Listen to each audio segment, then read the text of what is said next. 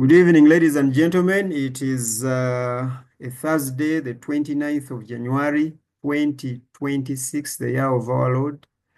It is a blessing to be here. This is In Truth and in Spirit World of Worship Fellowship. We are always here every Monday and every Thursday, and today is Thursday. We normally have either topical discussions or Q&R, questions and answers. So that is what we'll be dealing with here today, and I think it is a blessing. We have started 18 minutes past the time. We normally start at 6, and we don't compromise on the time we end. We end at 8 exactly, unless otherwise. That doesn't include me, especially when I'm the moderator. So today is another day again of such fellowships. We also have another physical fellowship every Saturday at Twed Towers from 9 to 12. We are non-denominational. I don't know what you understand by that, but what we actually mean by that is that everyone is welcome. Pagans, atheists, agnostics, religious people, and Christians like us. Everyone is welcome. As long as you have a head and as long as you have a position to explain and defend before us. So you're always welcome. So this is who we are. We are open to a number of things. And today we are going to, last Monday, one of us, because he's actually one of us, especially here on Zoom, Reverend Raymond, a leader at True Tangazo Ministries, asked a question that was asked to him by one of, I don't know whether a student or colleague, but the question was about justice. And the exact question was, does the Christian, or does God? The phrase of the question was, does your God care about justice? So we have, we attempted it then, but we promised ourselves that we're going to come back and do an extensive discussion about the same, the issue of justice. So that is why we are here today. We are here to talk about that issue of justice. We normally, because we believe that education is a process of translation, we normally appreciate if you tell us what you understand by justice in your language. And then from there, we draw concepts and philosophies to make sure that we understand the subject matter at hand. So last week we attempted that. The Baganda are the dominant ethnic group in Uganda, so they normally take over in translations. But we appreciate if you took it personal and you translated it in your own ethnic language. And I think that would actually help in making sure that we understand the idea that we are talking about. We record these sessions, so in case there is something that you wouldn't want to be recorded, something that might compromise anyone or yourself, please be careful not to utter that on our recording, because we are surely going to have that disclaimer that the views discussed here belong to the discussants and not to the fellowship. So that is what we will emphasize in the courts of law or before the authorities. That won't be denying a brother, but that will be distancing ourselves from all the trouble that can be entertained by those who are willing and careless. Here. And because we are Christian believers, we also believe in prayer. We shall pray. God, creator of heavens, we want to thank you for today. We want to thank you for each and every soul on this Zoom today and those listening right now. and those who will listen after.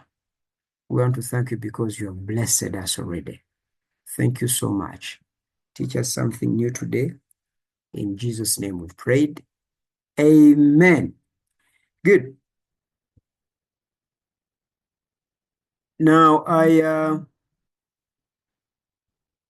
am going to try in my capacity to give you probably a lengthy introduction, so that I hope someone who is here to participate in this discussion. The questions of our discussion today are: what is justice? Every discipline or every society might have its own definition, but what is it across? How should we, and by we I mean all disciplines altogether, at least have an understanding of what justice is, at least a working definition that can, there is no size that fits all, but there is a billboard for all eyes. So I'd like to have what I would call that billboard definition of justice, at least. So what is it? Question number 2, are there types or kinds of justice, and what are they? And can we trace any in the Bible? Still, this is a Christian fellowship. So we normally drag things into our belief systems and then try to, to understand things within our context. That does not actually curb us from going secular. We go because we live in a world, we are not in heaven. But we normally want also to have the two contexts actually align together in our understanding, because we believe that is a proper understanding. So are there kinds of justice, and are they in the Bible at least? Then the other question would be, does the Christian God care about justice? If he does, how do we reconcile that with what we witness in the world today? So those are the questions that we'll be looking at, and many other questions will be coming in. I know how it is here when the usual suspects are around. And today we are blessed to have a number of them around. Amen. So what is justice? Okay. What would you say is justice? What is justice? There are, to many, justice, like we said last time, justice is giving each what they deserve. That could be punishment or reward. They consider that to be justice. Justice is giving each what they deserve. Probably what is rightfully theirs, whatever that means. Others argue that justice is the moral principle of fairness and the equitable treatment of all individuals. Okay?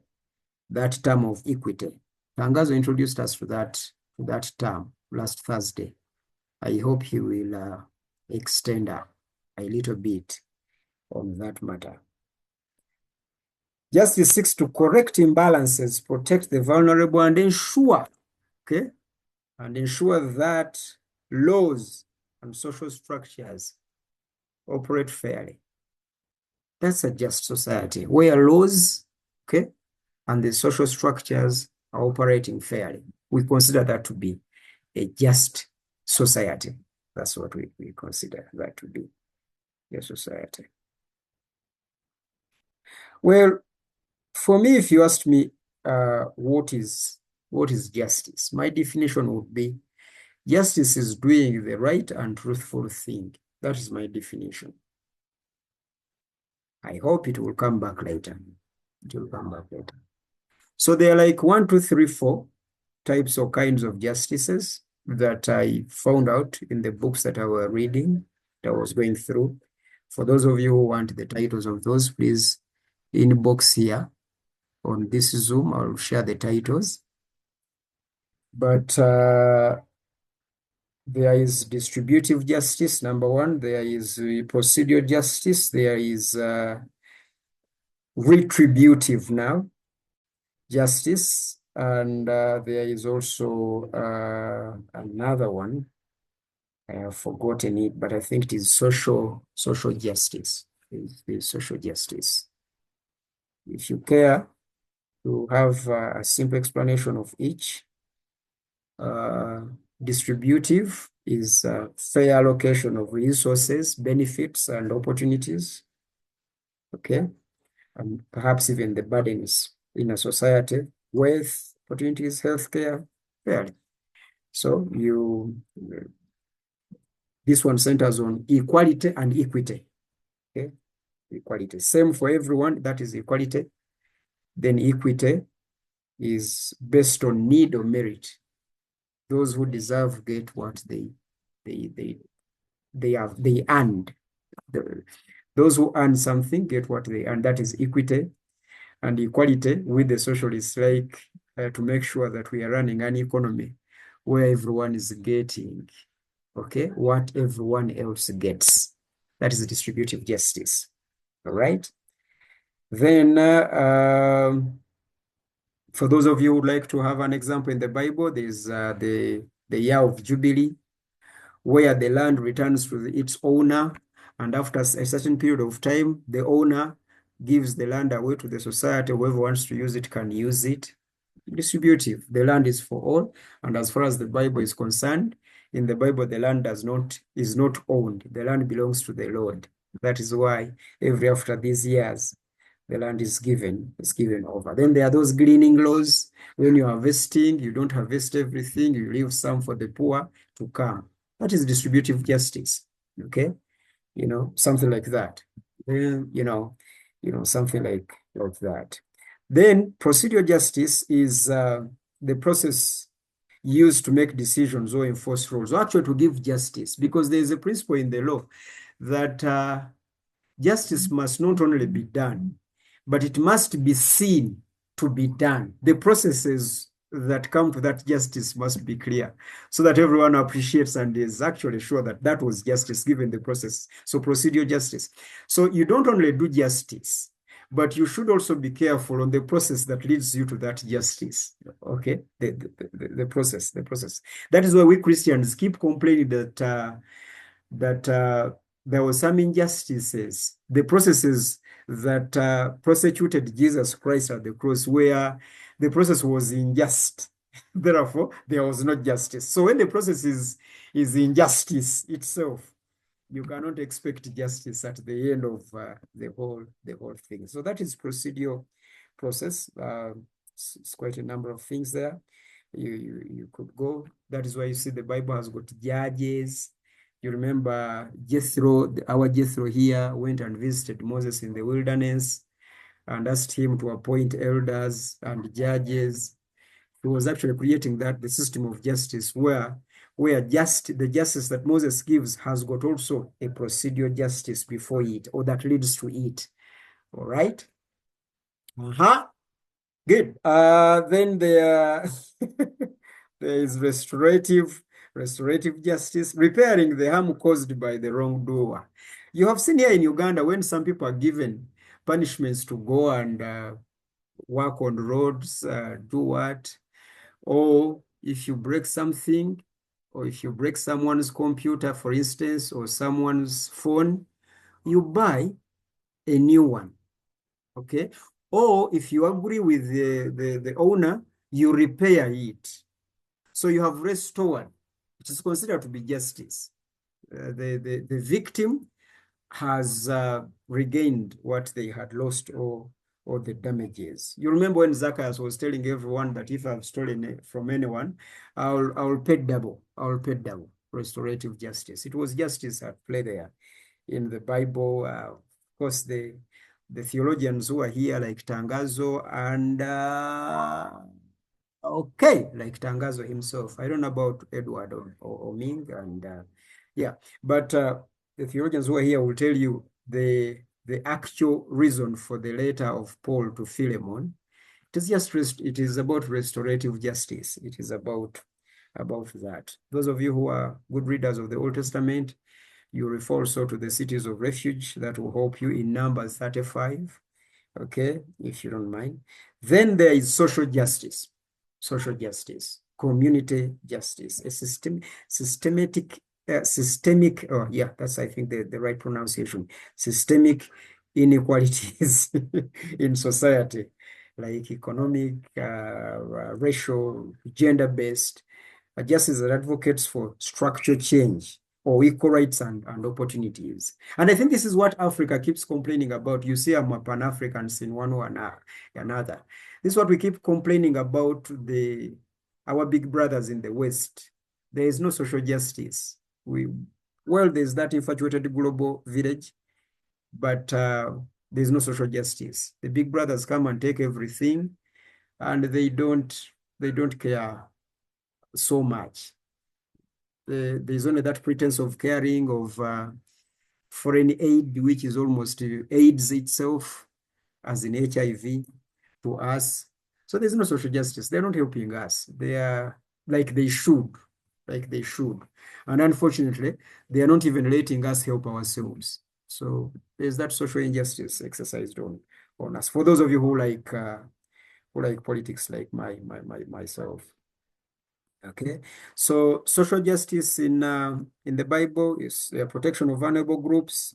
There's quite a number of that, especially in the book of Deuteronomy, like chapter 10, chapter 24, etc. You will see all that.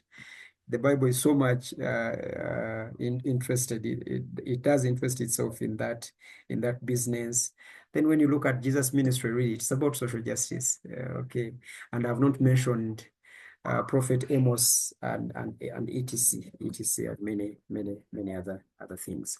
So those are the four types of justices that you guys need to walk around as you tell us what justice is, what you think about this whole idea of justice and injustice for that matter, what your experience is, and I think it will actually help us to run this discussion and those listening to us. That was a lengthy introduction because I wanted everyone to participate within that web or even outside it. And I think this will springboard everyone to go to the places that they want to take us to. Thank you very much. The floor is open for anyone who has something to say, someone to ask, or something to ask. This is your time. Bless you then.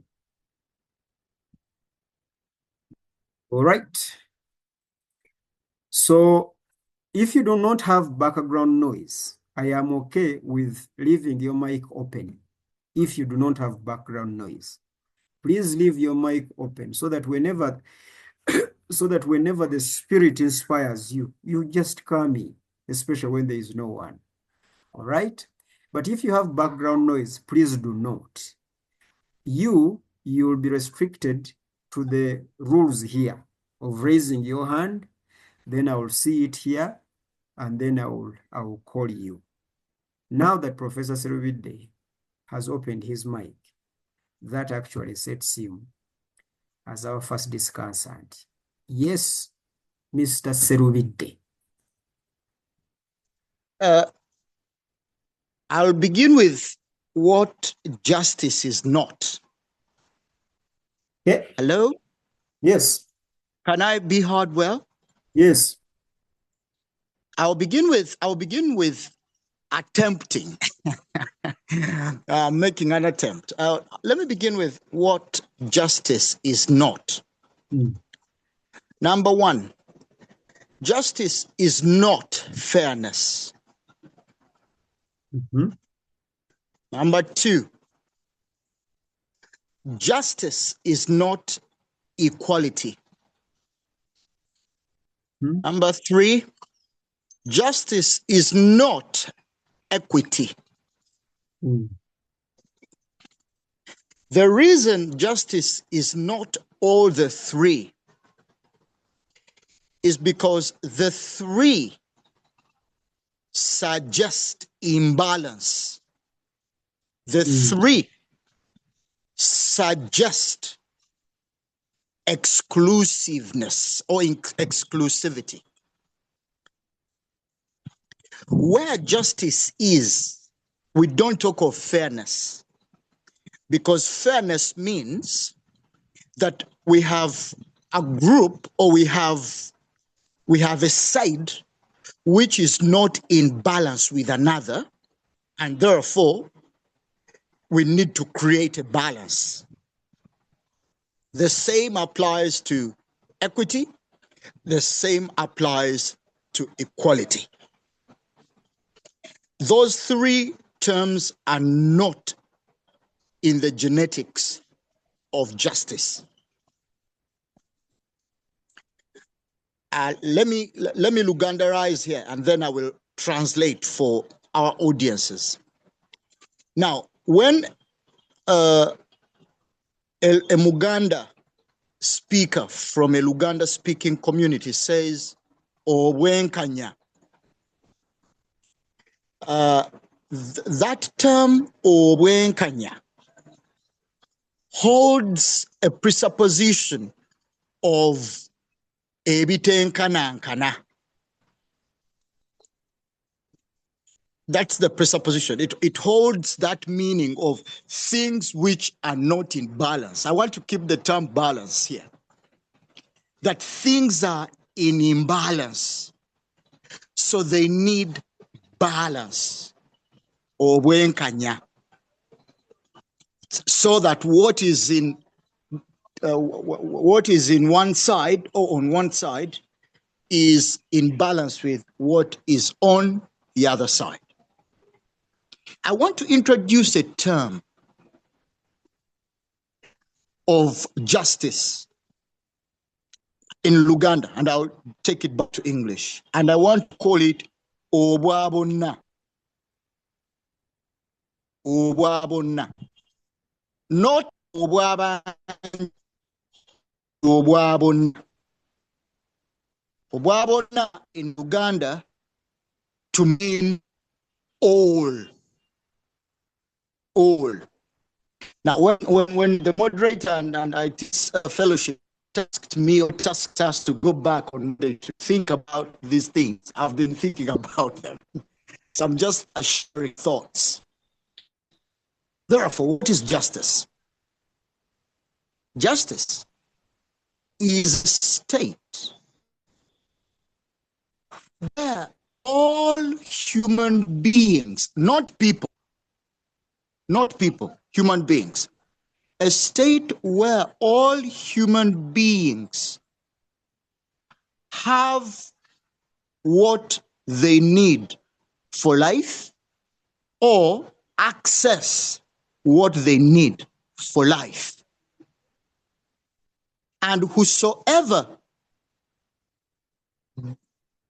enables that, whosoever enables human beings to have and access what they need for life, whosoever enables that, we say they are executing justice. So what I've just defined probably is utopian and probably out of this planet. And that's why I want to come. And I will argue that all the definitions that differ from the one I have attempted are crisis management definitions. Such things, the presenter, the moderators made a wonderful introduction. When you go through all the four types that the moderator has exposed to us: distributional, procedural, social, and is it retributive? Yes, retribution. Good. And when you see them, they have one line, one thread that is an advantage and a disadvantaged group. Your network Number is one. Number two, Number two, continue. Number two, continue. Hello? Continue, number two. Yes, number one, I said, okay, yeah. Number two, there is rules and norms of social operation, of social culture operation. Now, whenever you see rules and norms of social culture operation, you know there is a mega problem. We are trying to, there is a causal problem, good. There is a causal problem that we are trying to dare. So in this case, therefore, not to take a lion's share of talking, whenever you attempt to enable people access and have what they need for life, did I say people? No, human beings. Whenever you whatever you do, or whenever you engage in enabling others or human beings to have what they need or to access what they need for life, you are putting justice into practice. And whenever you go against that, whenever you attack that, you are against and attacking and disabling justice. Thank you. Thank you very much. Good. There is Professor Savide for you. A state where justice is a state where all human beings access what they need for life. Justice, it is for Professor Savide. Would like to welcome our regulars here. Mr. Enoch Kamuyanja, you're welcome. Mr. Mohanguzi Sharif, you're welcome. Pierre, that's a French name, I guess. You're welcome. Thank you for being around. We are talking about justice, so you follow suit as we go ahead. Tembana, you come in there. I want to capture Peter as actually tried to help us say that justice is not fairness and all that. Me, I would actually think that what we call justice is only for the big boys, as he was mentioned. Okay, from what I picked from Peter's discussion, justice is actually for the people who have power. And usually, they're the ones who are in charge of either determining what is just, what is fair, what is equitable, and what is actually agreeable. The people who have power, the ones that are in charge of determining that. For example, he raised an issue about resource allocation. That I think when you see how God created nature, you actually see that resources are supposed to benefit each and every that he created, not even individual, but each and every species that he created in the general ecosystem. But that ecosystem has the big boys also, who end up eating more than what was designed for them. And actually, from what Peter was actually saying, there's no way you can even have fairness when it comes to resource distribution from the original design. As I read something that was actually very, very funny. They say that in the US, I think it has about 1% of world's population, but then they are consuming, is it 25% of the resources, if I'm not mistaken. And the reason why they're doing that is because they're bullying the entire world.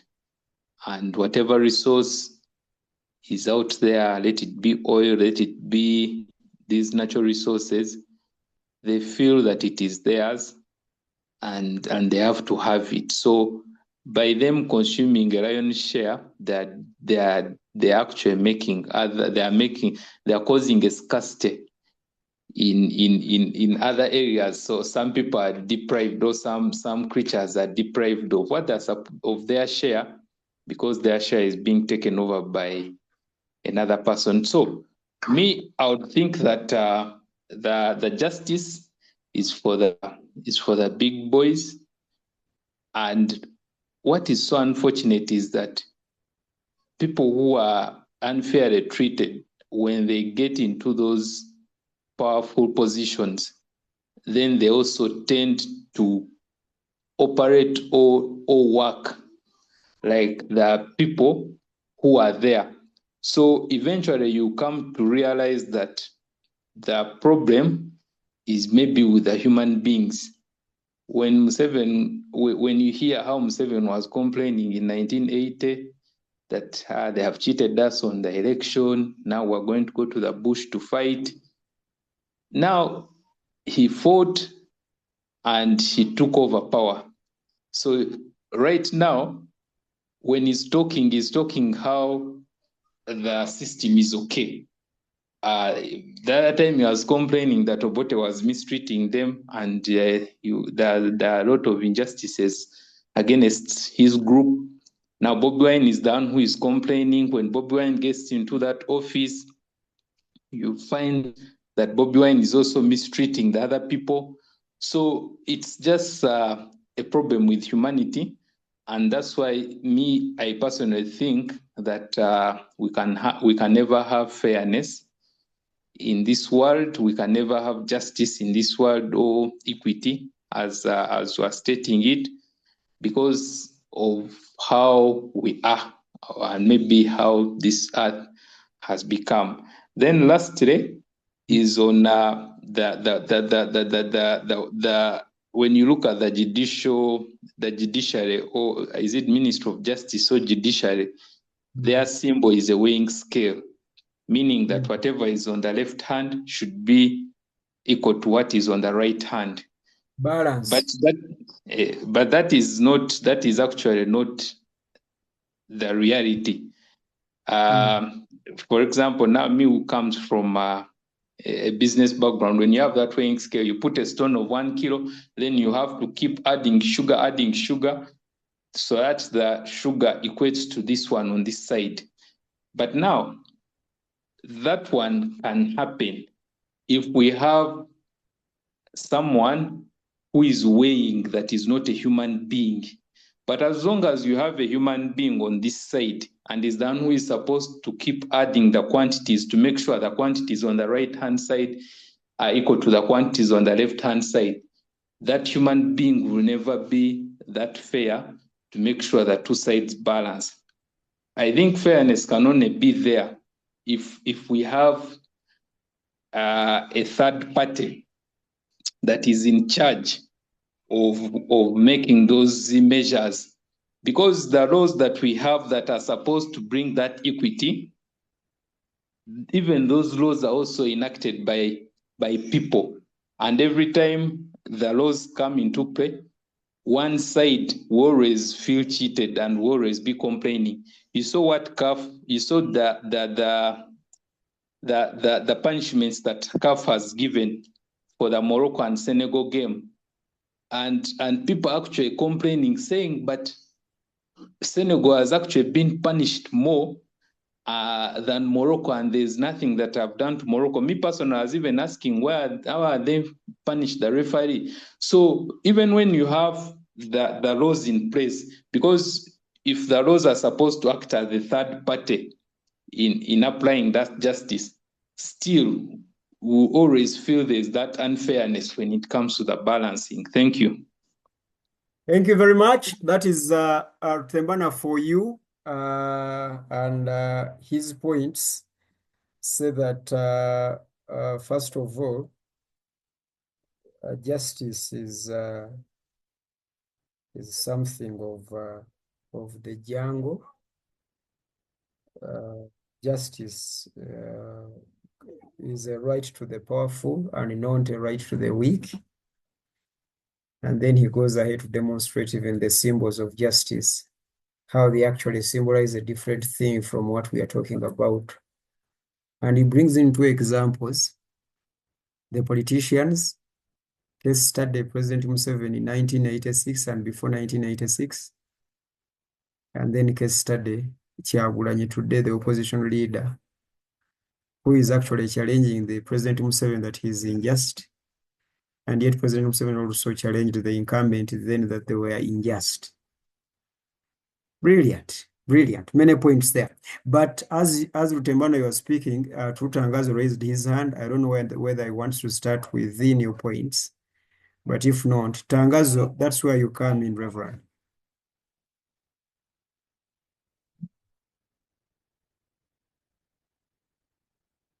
Tangazo, Oh, microphone. Thank you very much. Good evening, everyone.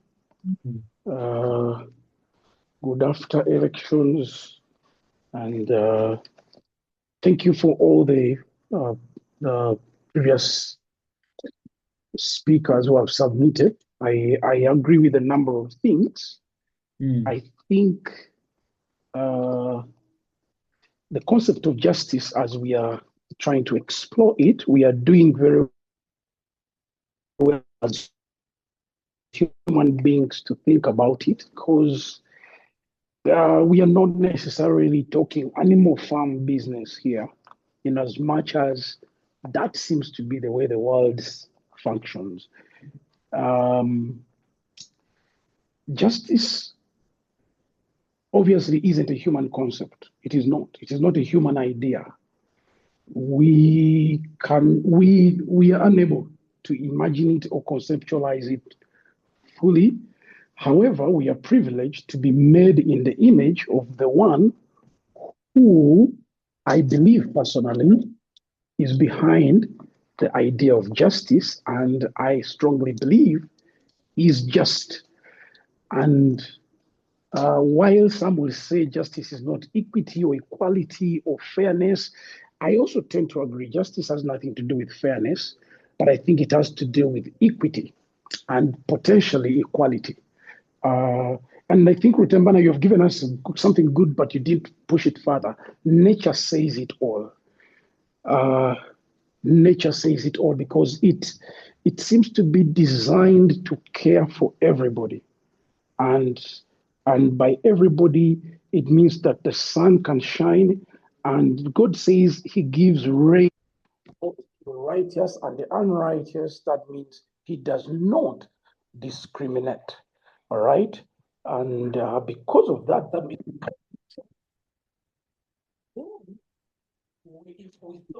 network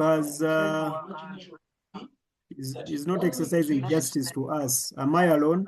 Someone confirm. Edda tetukuwulira n'ekyo tetukiwulidde kubanga era olinga ali mu ndeku. Ninga akoze eki? Ovuddeyo mu ndeku. Tovumye musajja gwe naye kikikyo.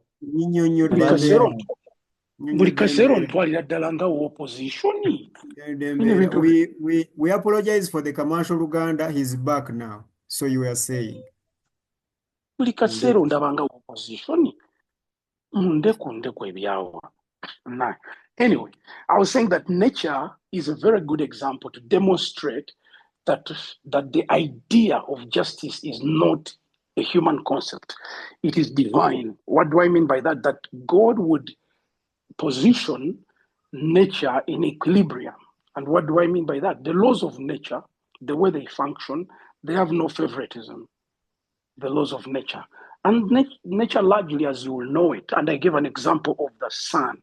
When it shines, it does not discriminate. When the rain falls, it does not discriminate. Many things, when oxygen is available, it does not discriminate. So, but when it comes, I was telling guys recently when we had an internet shutdown that if this government had the opportunity, they would make sure that opposition members don't get access to oxygen. Singa baali basobola okitegeera. And I'm sorry to slide that in, but I'm trying to show that God is the only one who is just, and he has designed that in nature. And finally, I can probably add, because I took some notes and I brought in some texts from scripture. I'll read two of them and I'll conclude. In Isaiah 9, Isaiah 9, 6 to 7, which text we often hear at the time of Christmas, talks about to us a child is born, a son is given, and the government shall be upon his shoulder, and his name shall be called Wonderful Counselor, Mighty God, Everlasting Father, Prince of Peace. And of the increase of his government and of peace, there will be no end, and on the throne of David and over his kingdom, to establish it and uphold it with justice and with righteousness from this time forth forevermore. And in Romans 13, which describes governance, and I'm using that because I'm referring to authority, hence justice requires authority and a standard. In Romans 13, describing authority and leadership and what people call governance, for rulers are not a terror to good conduct, but to bad, giving a contrast. And then he goes on, would you have no fear for the one who is in authority? Then do what is good. You receive his approval, which is justice, because if you don't, then you will not receive approval. For he is God's servant for your good. But if you do what is wrong, be afraid, for he does not bear the sword in vain.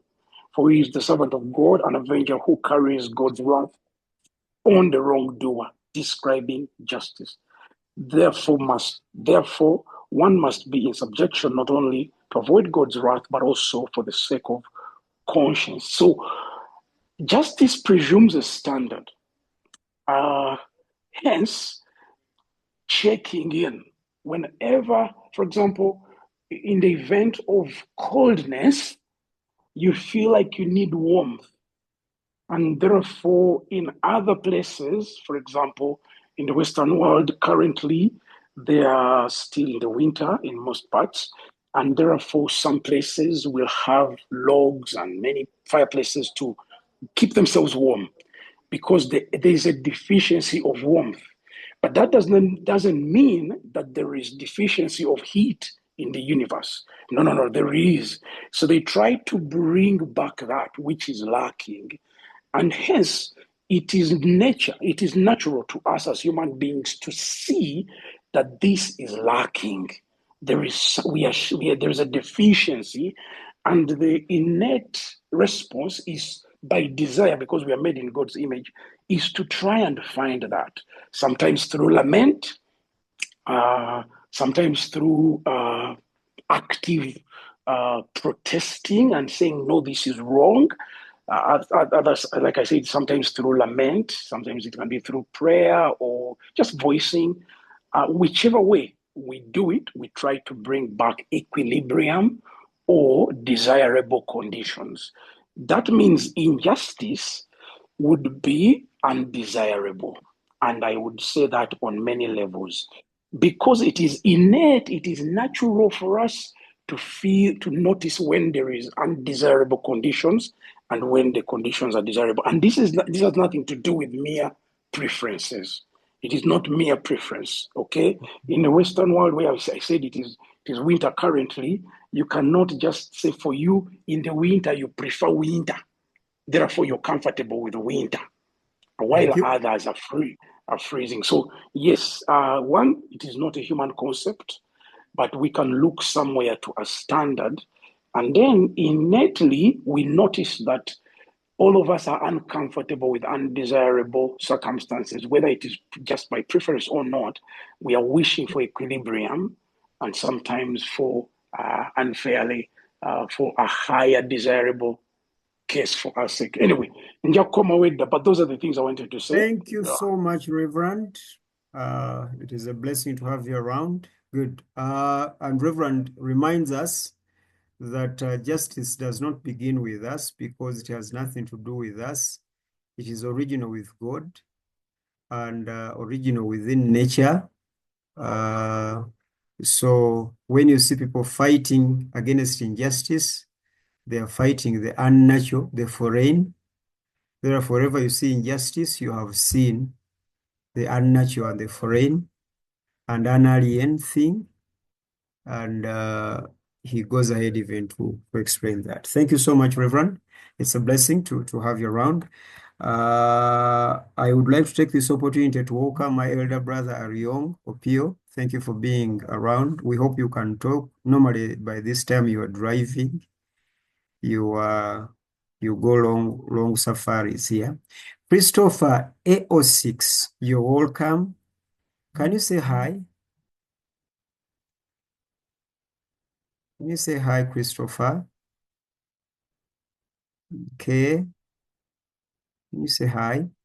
Jordan MB, you're welcome. Can you say hi? I'm going to invite Enoch Muyanja from the US next, but I want first of all welcome our new entrants here. Jordan, okay. Jordan typed in the chat, hello, that's all right. Christopher, we want to make sure you are a human being. You have managed to switch on your video, though you are not visible here. But try and maneuver that technology and switch on that microphone and say hi. Okay.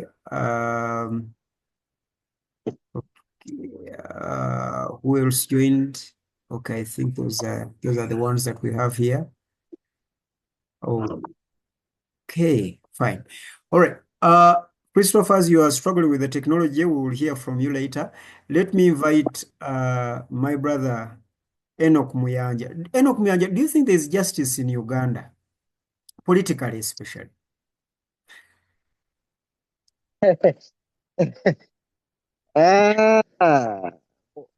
You're asking me the question. Let me put on my video so you see we are in our winter here. Ladies and gentlemen, Bob is an American, so he's born here. Okay. Yeah, so I'll just make my submission quick. Of course, I don't think there's justice in Uganda. You know my answer already. And there are many factors that come into play. First of all, most of us human beings, we are selfish. Okay? Yeah. Okay. And once we are selfish, this blinds us from administering justice because we are looking out for what is it in for me. Okay? So that even where we can be objective and we see, the image that always comes to my mind is, I don't remember, was it the riots or during, I think basically it was some presidential election where there was, if you remember, there was a guy who was holding a camera and the soldiers were beating everyone, He knelt down and put up his hands with his camera. You remember that? But these guys descended on him and gave him chiboko, Now, even in a war situation where, America is attacking Iraq or Uganda is attacking Congo, the rules of engagement, so that if your enemy, puts their hand up, or if actually Rutembana was asking you whether there's justice in your country there in America. Is there justice in America? And I'm going to answer that too. And it's at different levels. Okay, there is justice. Okay, but there are also cases of injustice that is happening. We all know the current stories that have been running around immigration issues, and you know how ICE has killed now 2 Americans. Now the difference that I see, and I'll compare the Senate here and the Member of Parliament in Uganda. When we are on 2 opposition sides, justice comes in that you don't have to side with your side. You don't have to be on your side. You can cross over at times, and this is what is happening now. Some of the Republicans have actually taken a decision to say, this is too much. ICE, you are now killing citizens, So can you tone down? And actually, I've seen, the president even making some statements that, okay, we are going to review this in Minneapolis. We are going to tone down, because some of the people who are on his side, who are supposed to be on his side, are coming out and saying, no, this has gone beyond, Yes, you're taking out immigrants, but now you're killing even citizens. The ICE people are being so brutal. So I'm just saying that all that is because of the selfishness of human beings. Yes. That's the point you're making. When you're selfish, even where you are supposed to come out and say, there's injustice going on, but if it's not happening to you, you'll actually see the opposite. You will see someone in the opposition, let's say no, being clobbered, and then you'll make statements like, what were they doing on the street? What, or if you see NRM people being clobbered, because they have also been clobbered by some of the opposition, you said, they have the army. Where was the army to protect them? So, I mean, we are supposed to have these eyes where we are not biased to any, when we are administering justice, it's supposed to be a universal thing that is a right for everyone, for harmony. That's why the laws are there. But because we are selfish, we always move in the opposite direction. We are looking out for what is in it for me, and this obstructs justice. Now, we are called upon wherever you are. I don't know which political party you adhere to, or which tribe, or whichever. When you see injustice going on, remember, injustice knows no side. Okay, for you to be just, you have to say the truth, even if it means some people will, ridicule, will isolate you. The truth remains the truth. Why? There's a saying which goes that when they came for I don't remember the exact hierarchy. When they came for the Jews, I kept silent. When they came for, maybe Isaiah, that. When they came for this group, I kept silent. Now, by the time they came for me, there was no one to look out for me. Okay? Yes. This is the thing, they attack, let's say, Mengo, the people in the north, the people in the west, keep quiet. When the north is being brutalized, they are cutting their nose, they are doing all these things. The central, the west, everyone is quiet. Now when they attack that the guy in the Kasese, the Relu comes with his machine guns, the rest of the people keep quiet and they say, oh, those are rebels. So I mean, as long as it is injustice and people innocent, not involved in the whole act are getting, but Chitukwatako Fena to come out and say this is wrong.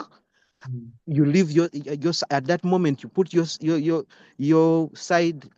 leave your side and don't mean. I was following the events today, I think, or yesterday in the parliament, and Christopher Lyomunsi, they were talking about the arrest of Zedriga and this other Jolly. And they brought out the issue of Christopher Lyomunsi when he was, quote unquote, stealing body parts for Nevada. That time when he was put in under custody and whatever. And they're saying the opposition came up and sided with him. They went to prison. They accessed as sureties. This is Valyomons who is on the other side. Okay, these guys went ahead and said, okay, let's move across the aisle and reach out for justice. So that is all I can say. Justice is supposed to be without any side. Please speak about it. Because you cannot. One thing I'll end with. Sometimes we fear to administer justice because of safety. Now, they teach us many things in my profession, but even those who are firefighting, the first thing is your safety counts first. Even when you go on a plane, they say before you put on that mask, oxygen mask to a toddler, first secure the one on yourself.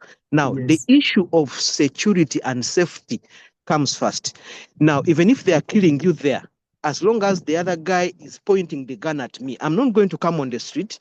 This issue, they say, go and pour on the street and demand for your victory. The guy is going to kill you. First, secure yourself. Bobby Wine, first hide. We know, they had to put on a Gomesi and disappear for a while. Safety first. You cannot administer justice when you are in arms way. You can't be a hero for justice. First, be safe, and then you can administer justice. Yeah. First run away from Uganda and then fight for the justice of Uganda. Yes. You can if your life was at risk. Yeah. Okay. Thank you so much, my brother. That was interesting. You've heard the man. Good. Jethro, is justice relative or absolute? Question from Muhanguzi. Jethro Musoke is our chairman here. Why are you Because Sharif me in front of the Sharif is your fellow Muslim, so you are in good. I think actually I was going to say, even before Sharif's question, I was going to say, yeah, justice is an ideal we strive for, but somehow we never reach. Okay. So in that sense, it's a standard. I think it's Raymond earlier mentioned. It's when you look at nature and God, it's kind of a standard which we strive for, but can never perfectly reach. So in that sense, it's not relative. I think it's absolute. It is just fairness. Okay. Yeah, and I don't want to repeat what the earlier speakers have submitted, but yeah, it's an ideal, just that humanly speaking, we can never really reach it. Many times it actually is more perception than reality. Like Bob has been submitting, if you appear to be fighting for injustice, then you appear just. Sometimes it's more of a show than the reality that you're striving for. So that's what I can say. Okay. That's what I can say. Yeah. And you have nothing to tell the brother of absolute and relative. That one is for you philosophers. I'll leave it to you. Yeah, because I really wanted True Tangazo to come in here, to come back again and address that, And because answer that I one, yeah. I gather that Sharif gathered from his submission, because Tangazo established justice as not just an ideal, but a reality that understand, therefore that we need to. So I gather that Muhanguzi collected that this guy was establishing justice as absolute. And I wonder whether that is the line of argument. Do you mind Tangazo coming first and then you follow suit? Yes, Tangazo. Briefly, Yes. please. Thank you Yes. very much. Yes. So justice, that's why I said earlier that we human beings think of justice as an idea, and I'm going to say it plainly. It is not something that first of all, we don't even know what it is. Let me put it that way. We don't even know what it is. Okay. But we are fighting for it. Are you saying we are that's what I'm fighting saying. for what we don't know? We have no clue what it is. I will assure you, that's what I'm saying. Because on this side of the universe, we imagine that justice is when, for example, the categorizations that you made, we imagine that when I take out Isaiah's eye and the government takes me to prison or takes out mine, then that is justice. It is not. I told you, I think last week on Monday, that justice would be if you can get out my eye and put it in you to replace with yours. Giving you back your eye would be justice. Justice is not only for just to punish the wrongdoer, but there should be benefit, or there should be benefit for the aggrieved. How does imprisoning a rapist benefit the one who was raped? The shame, the dignity. So we have no clue what we are looking for. That's why I say there has to be a standard, just like morality. And justice is birthed or grounded in the one of the fundamental questions of life, which is there anything such as good or bad? One of the fundamental questions of life is, can we say that something is good or bad? And on what basis do we say that something is good or bad? Therefore, when you're pursuing justice, you're saying there has been injustice, which you deem bad, and you're saying that justice is good. And therefore, on what basis do you imagine goodness? That's why I insist that it must be objective. In other words, absolute. That there has to be a standard, there has to be a reference. And to imagine it from human standards is to be utopian, because we have no such a thing in the world, in as much as we use the language. But we use even the language in reference to something, a standard. Where do we get that standard? That's why I point to God. Okay, I hope that's helpful. If it's not, I'll come back. Yeah, your answer is it is absolute. It's not relative, and it's not how you feel. That would be relative. Okay, so it is absolute. Utembana? Yeah, I think it is relative. Okay. And I'm drawing my answer from like how we apply the laws. For example, the interpretation and how good your lawyers are will determine whether justice will be applied to you or it will not be applied to you. Then also even the systems, like in the English system, criminality. If there's a criminal offense, the defendant is supposed to prove beyond reasonable doubt. Then I think for the French, you who is being accused, it is you to prove your innocence. So you see how the two different things can happen. There are sometimes when procedural justice is different there, I can see, but we're looking at the concept of justice itself, the end result. Is it relative, or we are all looking for the same thing? For example, the way the whites prosecute a murderer might not necessarily be the way the blacks prosecute a murderer, but are they looking for something in common at the end of the process or not? That's the whole idea. Yes, Rutembana. Now, because the processes are different. Okay. Now the end result may be different. That's why you see me, I'm saying, whereas in Africa, someone may be considered as a killer. Yes. The same person may not be a killer in France. So that is the relativity me I was actually looking at. Then also these laws always have exceptions. You've always seen exceptions that, yes, this law says this and this and this, but then they always put a clause or an exception, and they say that, but if this happens, then you see those exceptions. Then the last point is the judgment. Whatever we are discussing, justice, what. Justice always lies with a judge who is seated at the bench. You can be right, you can be wrong, you can be objective, you can be what. You can argue all the what you want. Yes, but the one who applies the justice is that person putting on the hood, and is the one who determines whether it is right or wrong. Let's take an example in the Bible. When they got a woman who was committing adultery, the law was very, very clear, written in black and white. When they get you, you're supposed to be stoned to death. Then the judge was actually even who just said, I think she's forgiven. So the relativity I mean is also, it may not be on what is written on book, but also the judge, the one who is the judge who is seated on the bench, who is giving the ruling, can actually make it relative. So whereas in some parts of the Bible we are seeing Jesus punishing people who are we are seeing Jesus punishing people, we are seeing God punishing people who are committing adultery. But in John, we are seeing a God who is actually forgiving someone who is committing adultery. So that is the relativity that I'm talking about. Okay, thank you. Maybe that is not relative justice, but types of justice, I would think. Well, I don't know.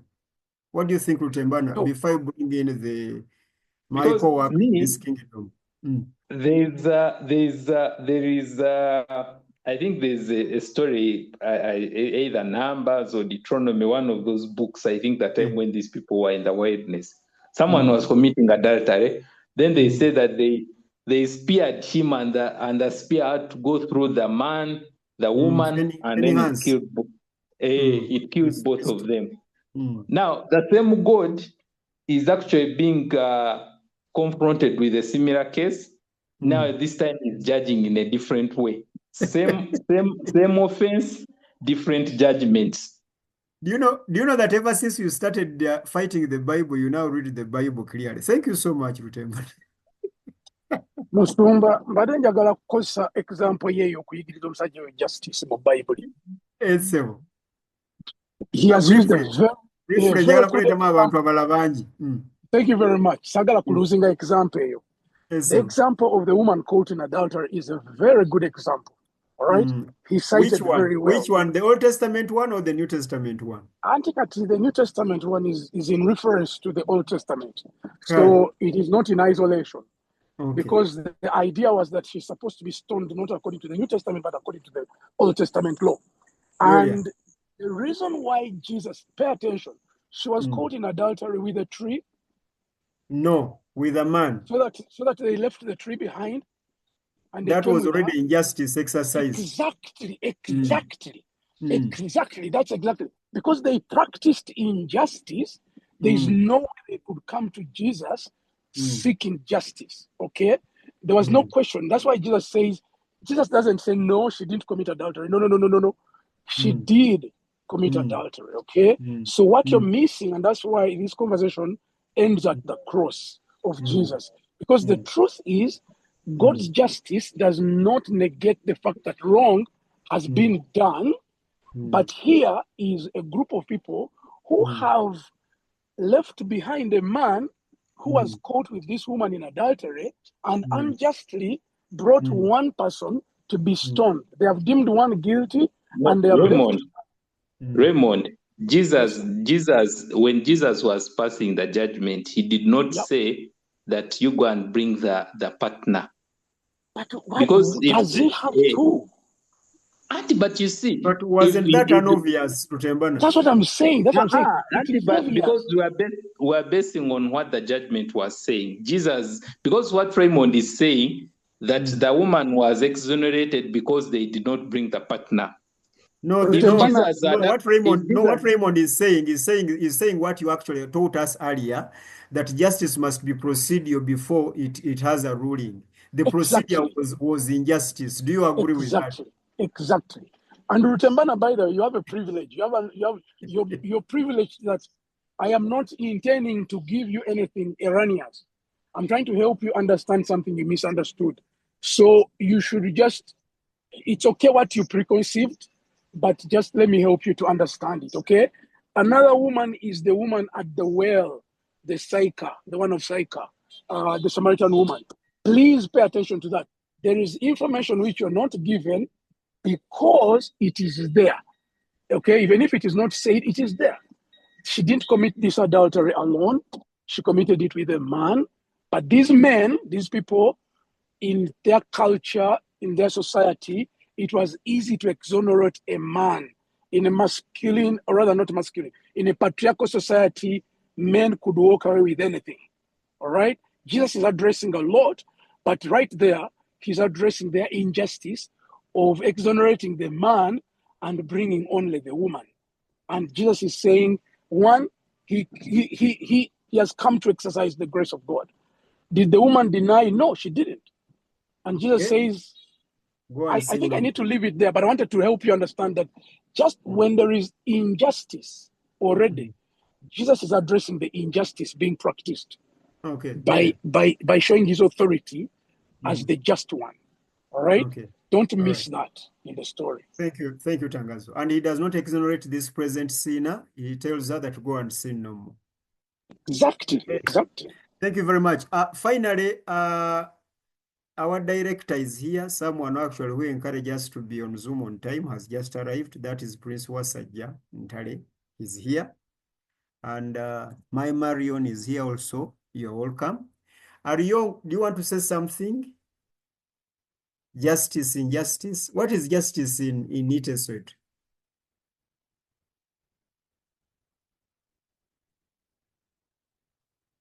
Want to know whether this elder brother of mine can talk. Arion, can you talk? Okay. As he fumbles with that technology. Yes, Edward, you've been here before most of the people here. Do you want to share your thoughts?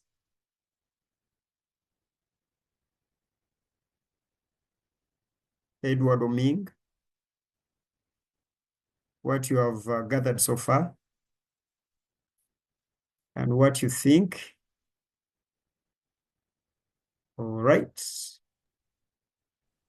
Well, what I can say is that if you remember in South Africa, Archbishop Desmond Tutu, he led a Truth and Reconciliation Commission. Yes. That aimed to heal South African people by creating a forum for truth-telling. From the apartheid. Yes, so it was allowing victims to share their stories and perpetrators to confess their crimes. So when you look at this kind of forum, there was a challenge to it in the sense that it didn't deliver justice because this was a restorative approach of justice, but the victims did not see their abusers punished, leading to some So it led some to call it a betrayal. Mm. Yeah, so when I look at justice, that's what I see, because you will definitely have some challenges and criticisms. Mm. And it will not be delivered, in the fashion that it's supposed to. So it will not definitely be 100%. Rwanda attempted the same in their process known as Gachacha. And the Hutus were complaining that majority of them ended up in prison cells, and the few were actually restored back to the communities.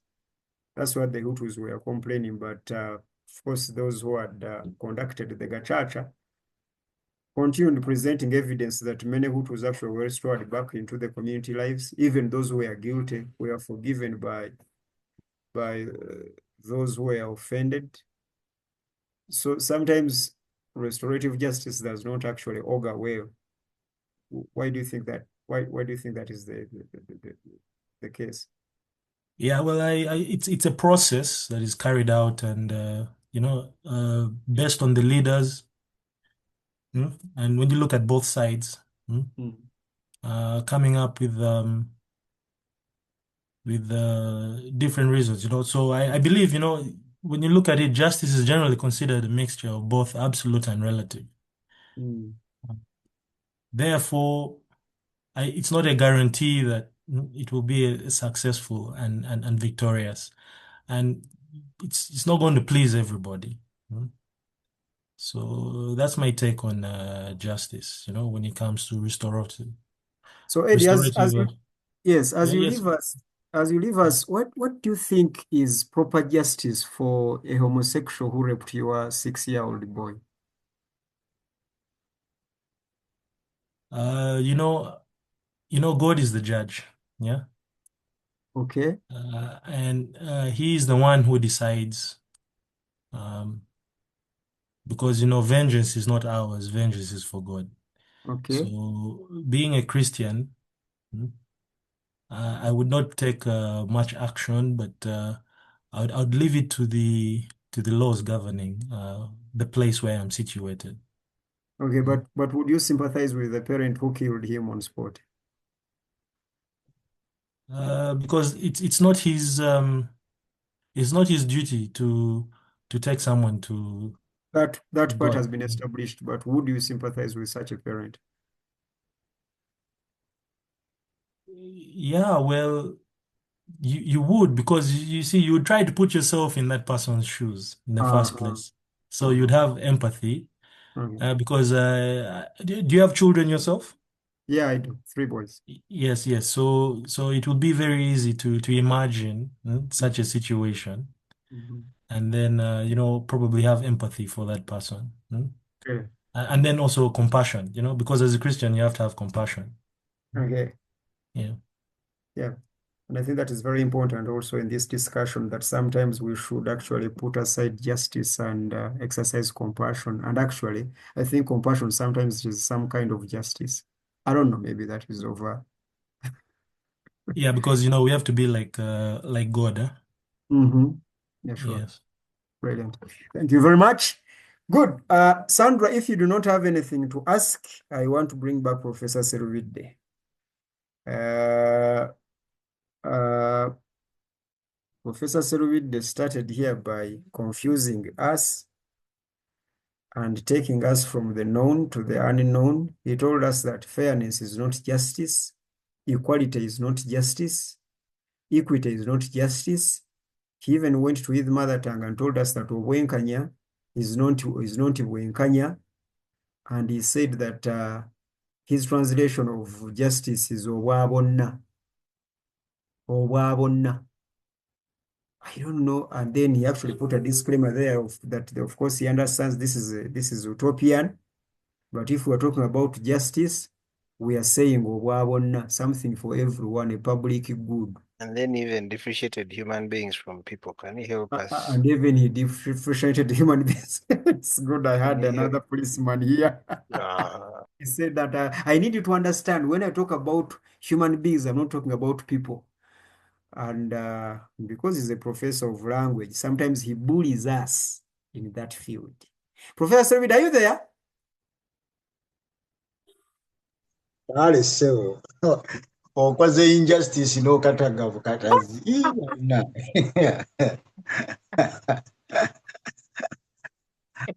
Ah.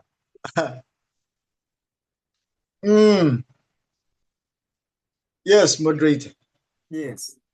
So after listening in for all this time, do you have any other thing useful to tell us?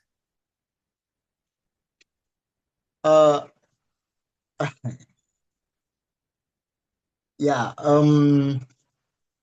When I talked, when I said Obwabuna, thank you very much. When I said Obwabuna, a word I created out of conceptualization, and when I differentiated between human beings and people, I was trying to make a distinction between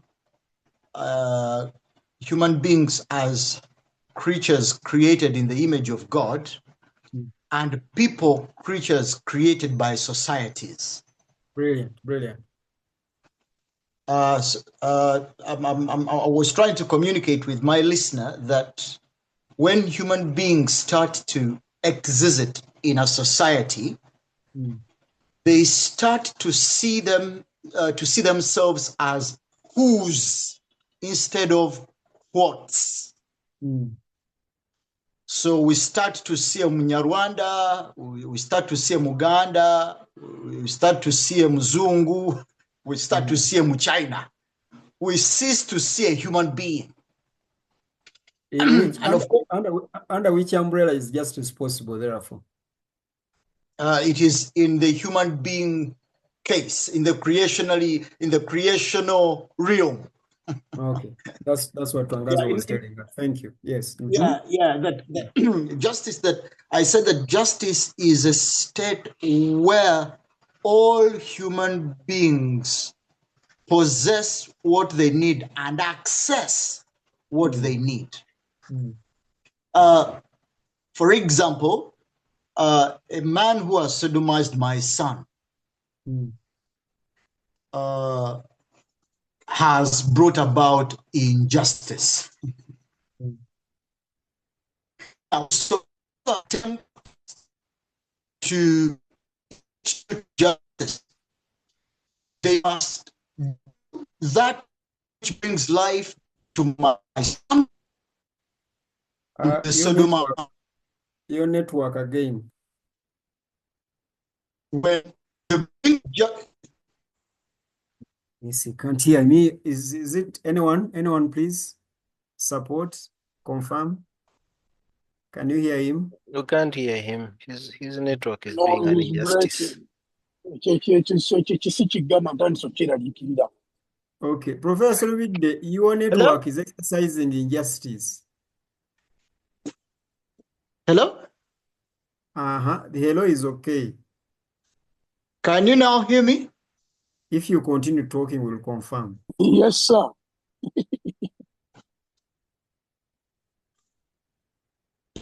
I don't know, but I was that one who sodomizes my son has brought about injustice because sodomy threatens the life of my son. But one who would like to bring justice must bring that which the sodomizer needs to have life and what the sodomized needs to have life. When one brings that, they're doing justice. So to kill the sodomizer is injustice. It looks like you and Jesus and Tangazo, you are perpetuating a justice minus responsibility. Shouldn't people be held responsible for their actions and choices? And shouldn't we consider that as justice exercised at the same time? Yeah. So in the realm, how should I call it? in the realm of the bringer of justice, Pastor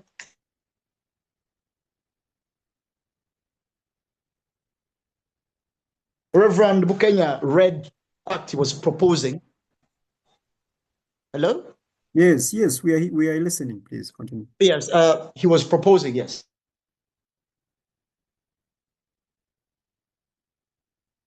He was He was proposing that justice is activity. It's not a human activity. It's a divine activity. We have a God. We have a God who wants to bring what humanity needs to all humanity, and that is life.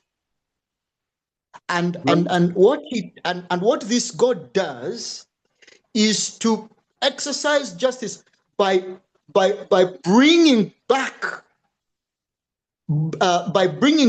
the potential of humans to take that which brings life. Because earlier on, we humans took on that which took life. Now we have a God here who brings something and say, now you know what? I am here. My name is called Justice. and I am Justice. And I've brought back that which you need to have life. And that which you need to have life is myself. Now, that is the paradigm within I'm operating as far as justice is concerned. But whenever you hear terms such as equity, fairness, equality, then you know we are in crisis. We are in crisis. So in a crisis management, in a crisis management milieu, or in a crisis management society or environment, we need to refer to the standard, and the standard is creation. Yes, Professor Wide, you and Tangazo, you have actually made that point clear. Our question still stands. Should we therefore hold these creatures that need to access life equally under the creation umbrella that you have actually placed here? Should we also consider them as moral beings and hold them morally responsible? Wouldn't that also be justice? We shall be exercising morality, not justice. The two are different. Oh, so is morality a justice element or a just element? I doubt so. What is it? Justice is a moral element. Justice is an ethical element, not a moral element. So justice is an element of morality, not the reverse. No, justice is an element of ethics, not morality. Okay, and by ethics you mean what ought to be done? Morality is. And that's not morality. Oh, that's all right. That's all right, Tangazo. Let's not take that route. I want you, both of you, now that you have even switched on your mic. No, Tangazo, switch on because I need both of you. Yes, sir. Should we therefore hold people responsible for their choices under the exercise of justice? Let us hold people's choices, let us hold them accountable, but not under justice. That is under equity, under equality, and under fairness, but not under justice. Because you see, Professor, let me not speak for everyone. I have failed to understand, because you told us that justice is the ability to access life. Okay? I want to read you a state where all human beings access what they need for life. Good. Is morality part of what human beings need for life? No.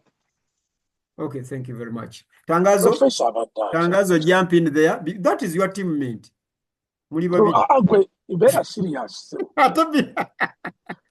Linda, Professor said we don't answer conveniently. No, he's careful. I know he's careful. He's very insistent. I know. But Tangazo, continue. Take time to internalize what you're saying. Just look at Jambo. Continue, Professor Tangazo. Receipt. So So you cannot, it's like getting a coin and splitting it into two because you prefer the heads and not the tails. All right? Morality and justice and ethics are one and the same.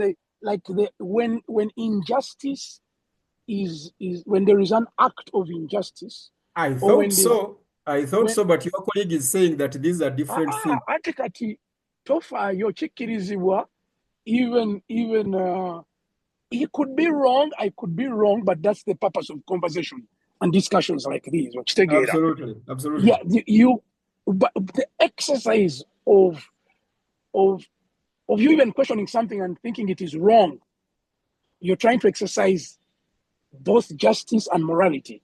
And calling something unethical, you need to be able to make a judgment. Like you have to.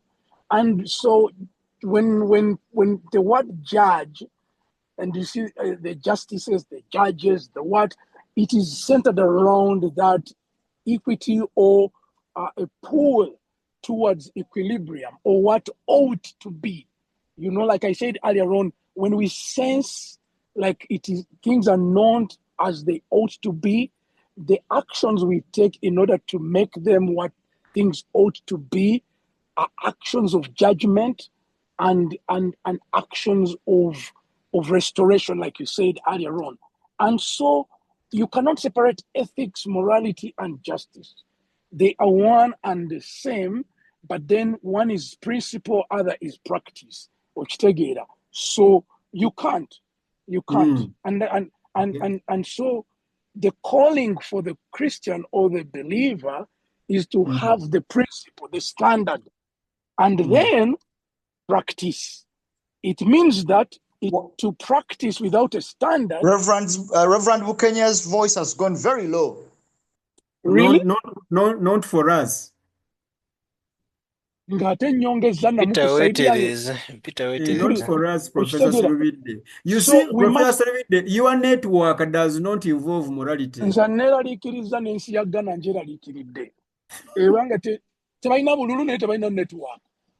go back to the point and conclude in 1 minute. Anyway, so I am insistent that we must acknowledge that there is something called principle and there is something called practice. And so the two are together, because you have a practice that is grounded in principle, and you have a principle that must be practiced. You cannot have a redundant principle, all right? Okay. And then you can't have practice that is hanging without a foundation. And so when we are talking justice, morality, ethics, we are talking standard. We are talking morality being the standard of good and bad, and justice being the practice. And ethics is what you're saying as well. I was hearing ethics is also a branch of practice. Anyway. Okay. Thank you very much. In the chat room, Edward Oming says justice is deeply rooted in morality. Example, stealing is morally wrong. Justice involves consequences for theft and restitution. That is Edward for you. Muhanguzi, as usual, he is an inbox guy. So whoever tries to create justice is being unjust. Professor, is that what you mean? Then he says far left and the far right, center left. Isn't these Western things that I do not understand? Anyway, is justice okay? We had responded to this. Brilliant. Good. Mulangira Wasajja, this is where you come in before Professor returns.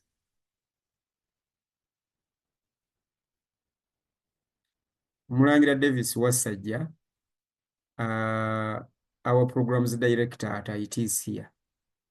Hello?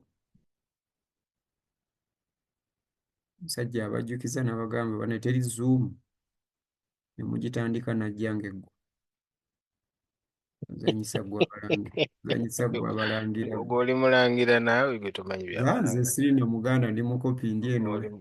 Njasabira bannannyini kintu. Davis, can you okay, he says he has a noisy background. Okay, we've missed you. Brilliant. Now, ayagala politics. With that day will come also. Okay. Hello? Yes. Musajja wa network. Are you okay? Can you hear me? We can. Can you? Good. In the Decalogue, The 10 Commandments or the 10 we laws. have good. We have ethics, we have morality, and we have justice. The three are not the same. And we are not saying they are the same. We are asking whether one operates under the other or not. No, no. Okay, none operates under the other. No. Okay, please explain further. Yes, sir. Okay. There is a statement which says, "Have no other gods before me." Now, to whom it was given, when you didn't have any other god before him, you were moral.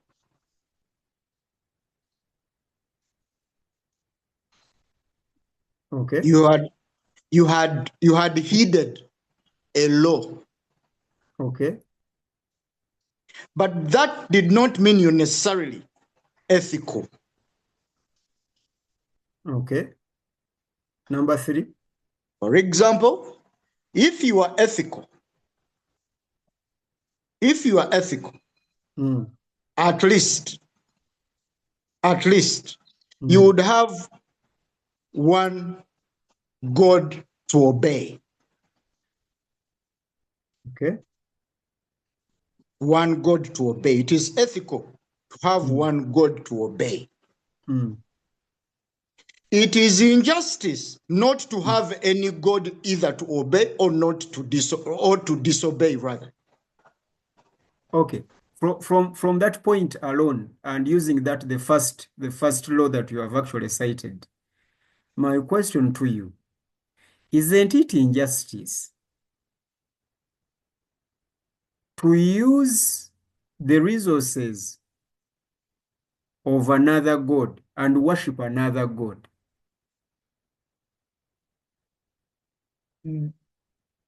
Have you been to have life? We missed you there. It flickered again. Have you what? Have you been?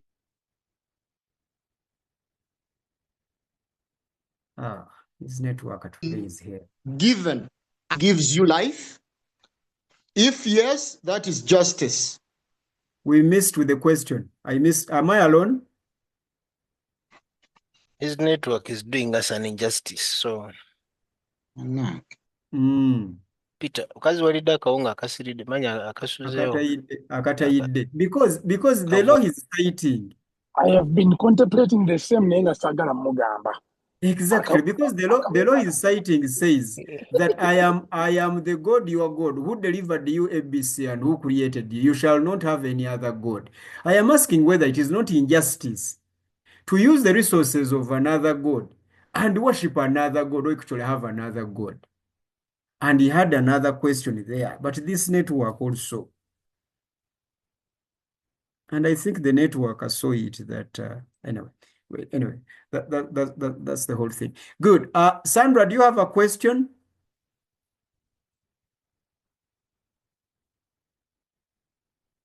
No, not really. I am still following. What have you followed so far?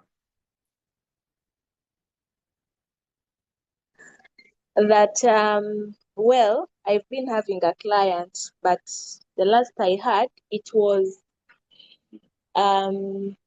it's not right for you to use someone else's resources. Okay, thank you. Thank you so much. Now, our time is up. We are going to give the concluding word to Reverend Tangazo. Reverend Tangazo, use 6 minutes and close this discussion, as you also addressing this issue in the chat that you have said, because you said that you would like to share some thoughts through Isaiah 61:8 and Micah 6:8. Use these 6 minutes, please, and then we call it a day, and you close this discussion. Is that okay? Unless if there's another person who has something to say. Okay, before you come in, Bob, do you have something to say? Bob, do you have something to say? I'm driving, so I Okay. can't. A bit noisy, That's okay. but I've been following. Thank you. Okay, that's okay. Sharif Mwangus, do you want to type your last remarks or you want to utter them out? Okay. Edward, your parting shot. Edward, do you have any? No, I'll leave that for Raymond. Let Raymond finish up That's because okay. we share the same view. Are you sure? Are you sure about that? Because he shares the same with Professor Seruvid. No, on that last point, on that last point on Okay. Tangazo, justice. Tangazo, please wind up this discussion. Okay, thank you very much. I think we began with the question. I think the question I brought to you was, it was asked of me, does God care for justice? Yes. In other words, when he sees injustice, does it bother him? Does he look at the victims and his heart is broken? Or he looks on indifferently, doesn't care? And of course, I would insist that he does care. And the reason why I said I would like to share some thoughts because through those texts is because I have used those texts. I used this text with this guy. Isaiah 61 verse 8 says that God loves justice. Okay? And he hates robbery and wrongdoing. He even says he will repay those that do wrong. Yes. He's a God of justice, a God of justice, but not on our terms. And that's what I would like to say. There are many, and it's the prophet Isaiah says a lot of things. I will refer to him a lot because I'm not an expert in that on him, but I love the Gospel of Luke and the Acts of the Apostles, which oftentimes refer to him. So, for example, you look at the Isaiah referring to God talking about how he hates injustice and punishes it, but he punishes it on his terms, not the way we think. In 55, he talks about how his ways are higher than our ways and his thoughts higher than our thoughts. So the way we think we would exercise justice is not necessarily the way he does. Unfortunately, we think we would do a better job, and that's why we think he's not necessarily doing as good a job as we would do. Hence, sometimes we think he's not being serious or he's not doing the justice that we would do. But you listen to the prophet Micah as well, looking and saying, what has God required of you, O man? But to love mercy, act justly, and walk humbly before your God. In other words, God would never expect justice of you when he himself is unjust. You get? Yes. So my response to this person and to anyone who would be asking the same question, does God care for justice? He is a just God, therefore he does. And his justice spans eternity. It means that when we see injustice in our world, whether rightly perceived or wrongly perceived, it means it cannot escape him. It cannot escape his judgment.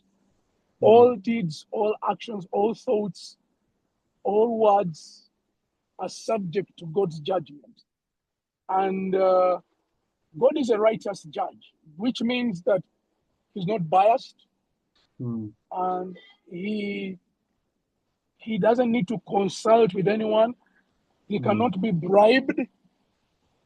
He will do that which is right according to the absolute standard.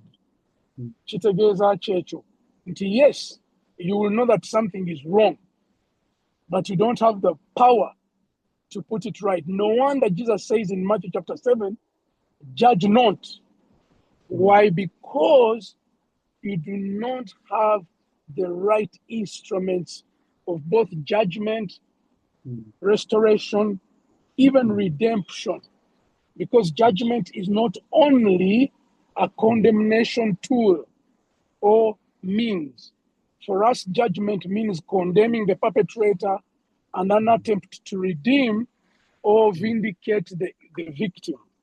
However, for God, judgment also means redemption. So in the prophets, you'll find the day of the Lord. The day of the Lord is both a day of judgment and a day of redemption. It is double-sided. It does not only bring condemnation, it also brings redemption. That's why the cross is a beautiful place to look, because it bears both. And at that place, the justice of God means that the sin, the wrongdoing of all humanity, is taken on by Jesus Christ. Not that it is not punished. No, no, no. It is actually punished on Jesus Christ. In exchange for us who believe in Jesus Christ, then we find redemption. All right. So justice is a complicated concept for humanity because we want the wrongdoer to get punished. Okay. Short of that, we don't think there is justice. Okay. But God is saying if the wrongdoer is willing to accept their wrong, then that is justice enough for God. Then they are redeemed and their punishment is on Christ. Thank you very much. Glory to God. Thank you so much, Reverend Tangazo, and thank you for inspiring this topic from the start to the end. Thank you, everyone. Edward, thank you so much for coming. Please always tag along. We don't bite. Your friend here is our rope, like I told you, the leader of opposition. So please be always here. Gracious, better late than never. Thank you for being around. Sharif, long time. Where have you been? Where is Inebiona? Professor Serwida and Sharif, please look for Inebiona. We need him back. And thank you so much. May God bless you. We shall meet again on Monday for the Zoom and Thursday. But for physical fellowships, we will be at Trade Tower this Saturday from 9 to 12. May God bless you. I love you like I mean it. Bye.